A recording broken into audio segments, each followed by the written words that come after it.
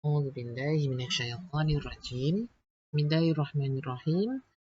Alhamdulillah, hari ini dapat lagi kita bersua secara maya di dalam video ustazah ni. Okey, untuk mata pelajaran hari ini, pendidikan Islam tahun 5, kita akan belajar bidang adab. Okey, kamu boleh lihat muka surat di buku teks kamu.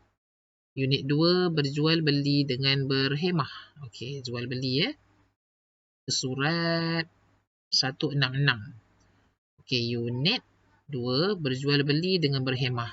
Perhati dan fikirkan. Okey, kamu lihat gambar ni, suasana di kantin kan? Suasana di kantin ketika kita bersemuka dululah. Sekarang kita tak bersemuka lagi kan? Kita duduk di rumah. Okey. Situasi di mana ada penjual kantin tu kan? Acik kantin dan juga kamulah sedang beratur untuk membeli. Okey, ini dah dinamakan situasi jual dan beli. Okey. Mesti kamu rindu kan dengan suasana tersebut? Okey, kita doa-doakan wabak ini cepat hilang. Okey. Kita terus muka surat seterusnya 167. Jual beli. Pengertian jual beli. Jual beli ialah akad pemilikan harta yang memberikan kesan pemberian pemilikan secara kekal terhadap objek, harta atau manfaat. Okey, dalilnya surah Al-Baqarah. Bismillahirrahmanirrahim. Wa ahallallahu al-bai'a wa harrama riba. Maksudnya, padahal Allah Subhanahu wa taala telah menghalalkan jual beli dan mengharamkan riba. Okey. Okey.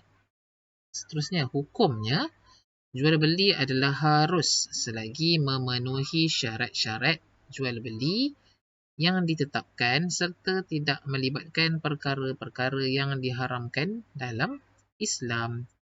Okey, kamu lihat seterusnya. 168, baca dan hayati. Okey. Adab penjual Adab bagi penjual. Kalau kat kantin, acik kantin lah kan. Okey, sebagai penjual. Pertama, mesra dan mudah senyum. Okey, tak adalah masam je kan. Orang pun takut nak beli. Kedua, jujur. Jujur, berterus terang serta tidak menipu dalam timbangan dan sukatan. Ketiga, menjual barang yang halal dan berkualiti serta tidak menjual barang yang haram seperti arak, dadah atau sesuatu yang mengandungi unsur daripada babi. Okey, barang tu mesti barang yang halal. Okey, bukan barang seperti arak tu tak boleh lah. Kita jual barang mesti barang yang halal. Okey, kemudian mengucapkan terima kasih setelah selesai urusan jual beli. Ucap terima kasih dekat pembeli tadi. Terima kasih. Okey. Sabar dan bertolak ansur dengan pelanggan. Kalau pelanggan yang banyak songeh, yang asyik nak marah, tak sabar kan? Kena sabarlah. Sebagai penjual kita kena bersabar. Keenam, tidak memonopoli barang untuk dijual dengan harga yang tinggi dan hanya mengambil keuntungan pada kadar yang sepatutnya. Okey, yang ni kalau ni nanti saya akan terangkan kemudian lah Mungkin di bab yang lain lah. Okey, ketujuh, mengelakkan elemen riba. Okey, mengelakkan elemen riba. Okey. Adab pembeli. Okey, adab sebagai pembeli. Okey, pertama, berkomunikasi secara baik. Maksudnya pembeli ni tadi kena bercakap dengan cara yang baik lah. Kemudian yang kedua, tidak membeli barang yang haram seperti arak. Tak adalah. Jangan beli arak kan, dadah atau sesuatu yang mengandungi unsur daripada babi. Yang ketiga, menyenangkan urusan penjual.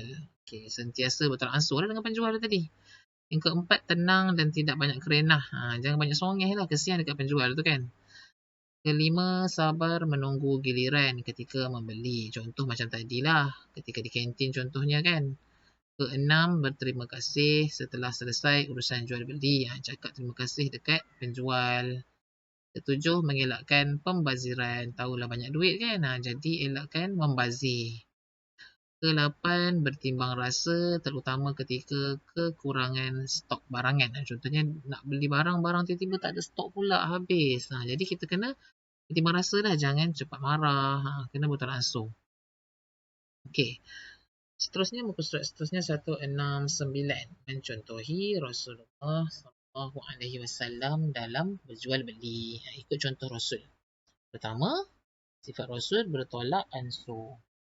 Okay, apa dia bertolak ansur? Kita tengok sini Rasulullah SAW memberitahu bahawa Allah Subhanahu Wa Taala merahmati orang yang bertolak ansur ketika menjual, membeli dan menuntut hutang. Bertolak ansur ni macam dia tak ada nak berkeras dengan orang tu. Mungkin orang tu ada kesusahan waktu tu, jadi dia faham. Dia sedia menerima keadaan orang tu kan. Macam mana keadaan orang tu waktu tu. Okey, jujur dan amanah. Pesan Rasulullah SAW kepada penjual dan pembeli agar jujur. Jujur ketika berjual beli bagi mendapatkan keberkatan hidup. Menunaikan hak orang lain dengan sempurna. Seorang lelaki datang menuntut hutang daripada para sahabat, iaitu seekor unta. Para sahabat mempunyai unta yang keadaannya lebih baik daripada unta yang telah diberi hutang oleh lelaki itu. Rasulullah SAW memerintahkan agar diberi sahaja unta yang lebih baik itu supaya Allah Subhanahu Wa Taala menggantikan mereka dengan yang lebih baik pada masa akan datang. Kerana mereka menunaikan hak lelaki itu dengan sempurnanya. Okey, itu contoh lah ya. Contoh Rasulullah. Okey. Fahami dan amalkan seterusnya ya. Kepentingan beradab ketika berjual beli. Kenapa kita kena beradab ketika berjual beli? Okay, dari segi individu ya, perseorangan.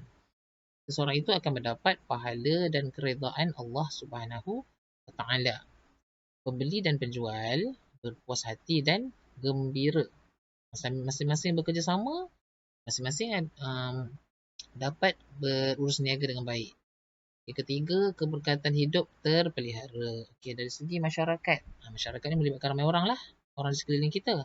Imej Islam akan terjaga. Sekiranya kita sentiasa beradab, menjaga akhlak ketika berjual beli, imej Islam akan terjaga. Orang bukan Islam tengok, cantik je Islam ni kan. Kemudian yang kedua, hidup aman, damai dan sejahtera. Kemudian menghindarkan pergaduhan dan ketidakpuasan hati.